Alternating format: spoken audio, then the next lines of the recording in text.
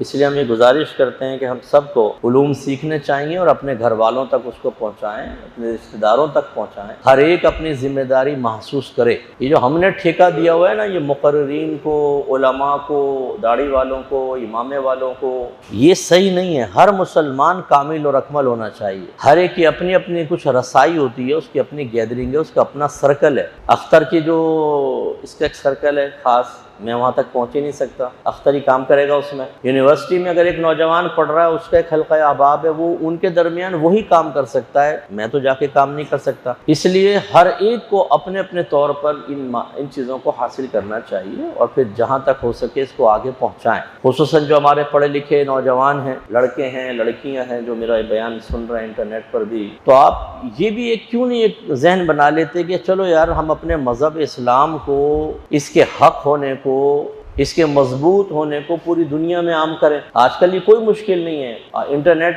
पे आप बैठे हैं तो आप पूरी दुनिया आपके सामने। फेसबुक पे सैकड़ों दोस्तियां होती हैं, खुसूसन पड़ोसी मुल्क से तो बहुत ही दोस्ती होती है ना। कोई गोपाल है, कोई चंदर है, कोई फुला है, बड़ी खुशी के साथ दोस्तियां करते हैं। जब गैर मुस्लिम से दोस्ती होती है ना, तो एक मैंने जो नौजवानों की कैफियत महसूस की है, वो एक मुसलमान से दोस्ती से ज़्यादा एक नफ्स हिज महसूस करता है। हिज मीन्स मज़ा।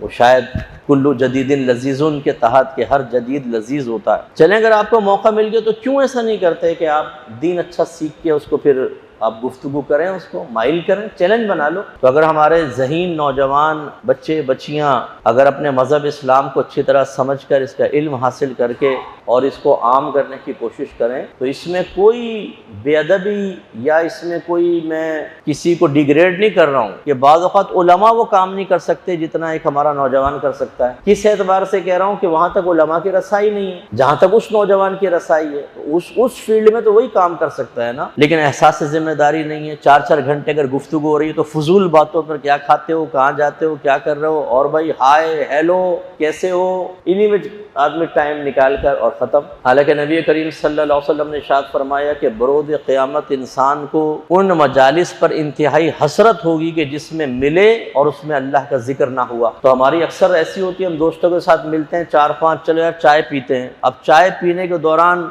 ना कुरान होगा, ना हदीस होगी, ना जन्नत, ना दोज़ख, ना मज़हब इस्लाम, दुनिया की बातें। ये एक मजलिस है, हमने चाय वाय पी, फजूल बातें की, अच्छा यार चलो कल मिलेंगे। ये बरोज़ क़यामत आपके नबी फरमाते हैं ये मजलिस हसरत होगी कि ये मैंने अपना वक्त कैसा ज़ाया किया। इसलिए कोशिश करें, इल्म सीखें और इसको दुनिया में आम करें ताकि लोग इसको सीखें और मज़हब के करीब आएँ।